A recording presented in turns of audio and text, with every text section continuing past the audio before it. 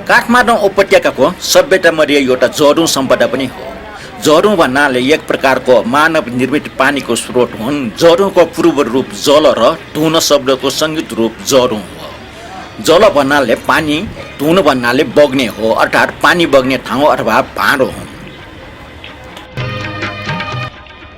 जहधुनलाई संस्कृतमा जलद्रोणी, जलधुनी पनि भनिन्छ। जहधुनको खास प्रयोजन बटुवाहरूको प्यास मेटाउन बाटोको छेउमा बनाइन्छ। यस अलावा भोज भतेर हुने मन्दिर परिसर वरपर र मन्दिर प्रवेशद्वार बाहिर हातखुट्टा चोख्याउनको लागि पनि निर्माण गरिएको हुन्छ।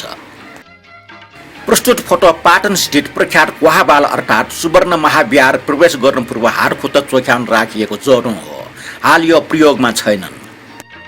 यस्तै यो जहधुन पाटनकै नाम कहलिएको च्यासल टोल स्थित भिन्डियो लाची गुठी घर प्रवेशद्वारको जहधुन हुन्। जहधुन बारे एउटा लामै भिडियो तयार हुन सक्छन्। तर यहाँ मर्निङ वाक जाँदै जावलेखेल स्थित सेन्ट जेभियर स्कुलको पूर्वपट्टि बाटो छेउमा मासिसकेको जहधुन पुनः निर्माण गरिएको देखेर जहधुन बारे संक्षिप्त भिडियो तयार गर्न रहर लागेर यो भिडियो निर्माण गरिएको छु। मूल सडकको छेउमा रहेको यस जहधुन केही दशकदेखि भट्केर भग्नावशेष समेत लुप्त भइसकेको थियो। यसको अगाडिको एउटा इनार भने यथास्थानमा अवस्थित छन्। 6 दशक अगाडि पर्खाल नभएको यस इनारमा एउटा अन्धो साँढे खसेर मृत्यु भएको थियो।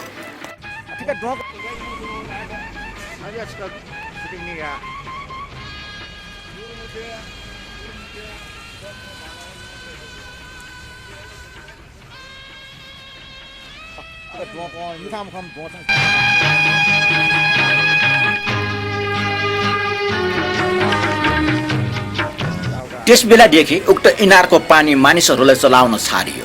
पछि पात बटिङ्गर, ढुङ्गा, इँटा, सिसा आदि खसेर फोहोर थुप्रिएको थियो। हाल ललितपुर महानगरपालिका वडा नम्बर 4 मा रहेको मासिसकेको उक्त जहधुनलाई पुनर्जीवन प्रदान गरिएको छ।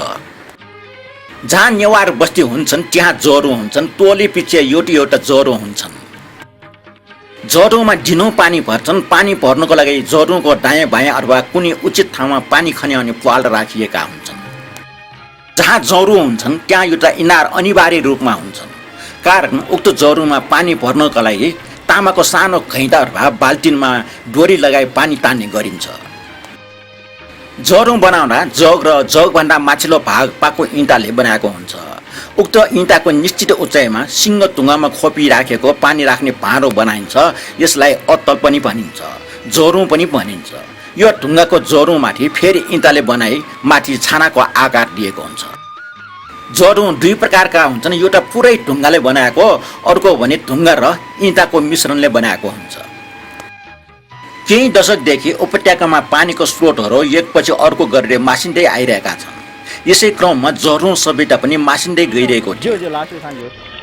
मुलुकमा प्रजातन्त्रको पुनर्स्थापनापछि संस्कृति सम्पदाहरूको संरक्षण जोडतोडले हुँदै आइरहेका छन्। यसै क्रममा केही समयदेखि ओझेलमा परिरहेका यस्ता जहधुनहरू निर्माण गरी पुनः सञ्चालन समेत गर्न थालिएका छन्। यसै वर्ष मात्रै पाटनका 2वटा जहधुनहरू पुनर्निर्माण भएका छन्। एउटा वडा नम्बर 16 अन्तर्गत पर्ने महापाल स्थित नाकाउँ भई जाने बाटोको दायाँपट्टि रहेको जहधुन र उक्त जहधुन हालै जीर्णोद्धार गरी पानी समेत आउने गरी सञ्चालन गरिरहेको छ। यस्तै पाटनको वडा नम्बर 4 जावलेखेलमा रहेको यस जहधुन पनि पुनः सञ्चालनमा ल्याउन प्रयासरत भइरहेको देखिन्छ। जहधुन सम्पदाबारे संक्षिप्त परिचय यही सकिन्छ। भिडियो जानकारीमूलक लागेमा पुनः अन्य भिडियो पोस्ट गर्नेछौँ। आजलाई यो शान्ता साक्यले बिदा दिनुस्। पुनः भेटौँला। धन्यवाद।